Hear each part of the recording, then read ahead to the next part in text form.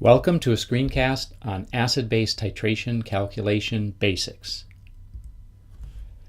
If we do an acid-base titration, typically the base is being titrated into the acid, and if we know for the base the volume that is used to reach the titration endpoint and the molarity of the base, from volume and molarity we can determine moles of base. Then, if we know the balanced chemical equation for the reaction that occurs, from moles of base we can determine moles of acid using the stoichiometry of that reaction equation. And then, if we know the moles of acid, we can find, as one example, the molar mass, which is the grams of acid divided by the moles of acid. So typically we'd measure the mass of acid.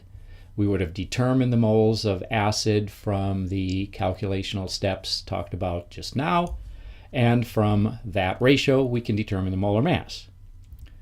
Alternatively, we might determine the molarity of the acid solution because we would have determined the moles of acid from these calculational steps, and then we would have measured the volume of the acid solution. So this would be one thing that would typically be done. Using volume and molarity of the base, we determine moles of base. Using the balanced chemical equation, we determine moles of acid. And then from experimental data and moles of acid, we determine either molar mass of acid or molarity of acid solution.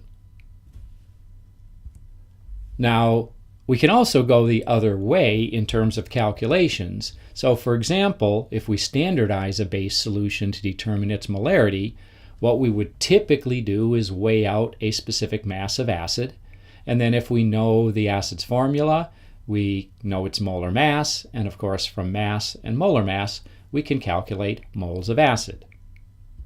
Then, if we know what the balanced chemical equation is, from the stoichiometry of the balanced reaction equation, we can use the moles of acid to determine the moles of base.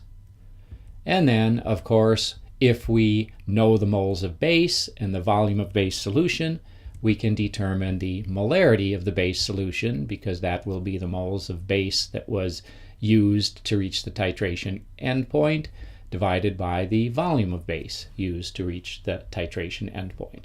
So from mass and molar mass of acid, we get moles of acid used.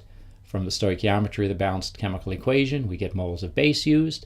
And then from the volume of base solution used to reach the stoichiometric endpoint of the titration, we get moles of base that we determined from the calculation. That ratio gives us the molarity, and then we have a precise molarity of the solution, the base solution that we use. And that's it for the basics of acid-base titration calculations.